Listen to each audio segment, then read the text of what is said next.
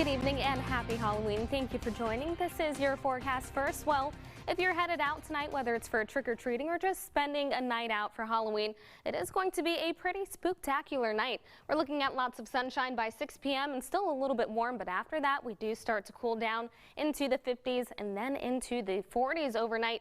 But notice, we're in for a blue moon. No, the moon's not actually going to be blue. It's just the second full moon, and it happens to fall on Halloween. So if you have the chance to check it out, it's a good idea to do so. I'll have your full forecast in just a few. Local 33 News at 6 starts right now.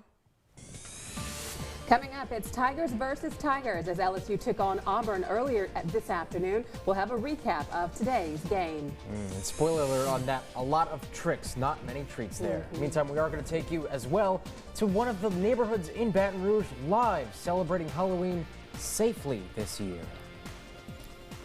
It is no graveyard smash, but it is NBC Local 33 News at 6. Good evening, I'm Harrison Golden. And I'm Crystal Whitman. Thank you for joining us. Well, today the LSU Tigers took on Auburn in Alabama as LSU tries to get a winning record back. Whew. All right, Jared Joseph, you say the rest. It's tough. You know, that might be an understatement. We all love Halloween, but there weren't many treats like you said, Harrison, because LSU versus Auburn provides plenty of dramatic finishes over the last 4 years, but today's game does not have that same dramatic ending. The Bayou Bengals don't even reach the end zone until near the end of the game. The freshman quarterback T.J. Finley, he didn't play at the same level in his second start as he did against South Carolina. Jumped to the second quarter scoreless, he threw a pick, and Travion Leonard almost gets it into the end zone. He gets pushed out of bounds, but Auburn does score, going up 7-0. Later in the second, it's still 7-0. Finley's going to get another chance trying to go get back to pass, but LSU and Coach O, they have a bit of a struggle. As you can see, Finley back there looking for somebody open. He gets strip sacked, drops it, and it gets picked up all the way over. Auburn goes up 14-0, and the Tigers, they lose by the largest margin in the series history, 48-11. We're going to have more highlights coming up later in sports. All right, Jared Joseph, thank you so much. Meantime, happening now, trick-or-treating is now underway in the capital city. I hope your teeth are ready for that candy. Our NBC Local 33's Kara St. Cyr is live in a Baton Rouge neighborhood with one family who is celebrating this year safely. Hey, Kara. It is finally the night that the kids have been waiting for. Is All Hallows Eve. Of course, this isn't the Halloween that everyone expected, but that isn't stopping the LaBella family for going all out for this big day. This is their house. They've spent a month decorating. They tell me that this is actually supposed to be an asylum theme. So I actually have Miss LaBella right here. Can you tell me a little bit about your costume and the decorations on your house? Yes, this year we decided to do an asylum theme. So sometimes my patients get a little out of hand, but we keep them in control.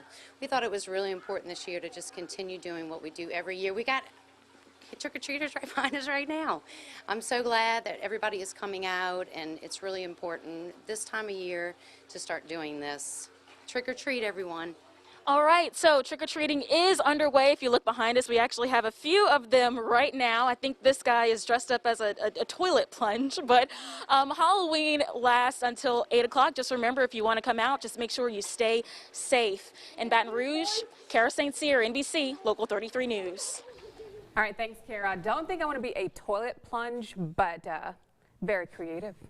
All right, Breck Park is ringing this Halloween Blue Moon in with the Full Moon Fete, a festival all about Halloween movies and treats. Breck is showing 5 different Halloween favorites. Squares were drawn on the ground for specific families to stay in during the movie, and signs everywhere asked that everyone separate, and masks, of course, were enforced. They did a good job trying to lay it out, and for the most part, everything's trying to, herd kids around, but it seems to be working pretty well. And if you want to catch a movie tonight, you still have time to make it the last showing of the night. Dracula starts playing at 7:45. Here tonight, we now know the name of one of the New Orleans police officers shot in the French Quarter yesterday. An NOPD spokesman tells us Trevor Abney was shot below the left eye by a man in the back of a pedicab. Last we heard last night, the department said he was in serious but stable condition. Abney, by the way, a 4-year veteran with the police department, still awaiting word on his condition tonight. And today, Entergy released a power restoration update for Southeast Louisiana. According to officials, Entergy has restored power to more than 245,000 people. At its peak, Hurricane Zeta left almost 500,000 people in the dark. Entergy says a team of almost 6,000 workers are on the ground working to restore power to the area. And you have just days to submit your absentee ballot for Tuesday's election. The Secretary of State's office says completed absentee ballots must be submitted no later than 4:30 Monday afternoon. Now, voters who have requested a ballot but haven't received it yet can check your status by clicking on this story. That's on our website. That's beourproud.com. And tonight, Louisiana's early voting numbers are getting closer to that 1 million mark. We've been getting close, and here we almost are. 970,000 people, according to JMC Analytics and Polling, his latest numbers there. Now, to break down those numbers further, almost 70% of early voters were white and 30% were black. As for party affiliation, more than 40% of the early voters so far have been Democrats and almost 40% Republican. And President Donald Trump is visiting a key swing state in the election, Pennsylvania, and is holding 4 campaign stops across the Keystone State. The president began the day with a smaller address to supporters in Bucks County, while predicting that a big red wave is coming during the election on Tuesday. He also expressed some doubts on the integrity of Pennsylvania's voting process. But they don't get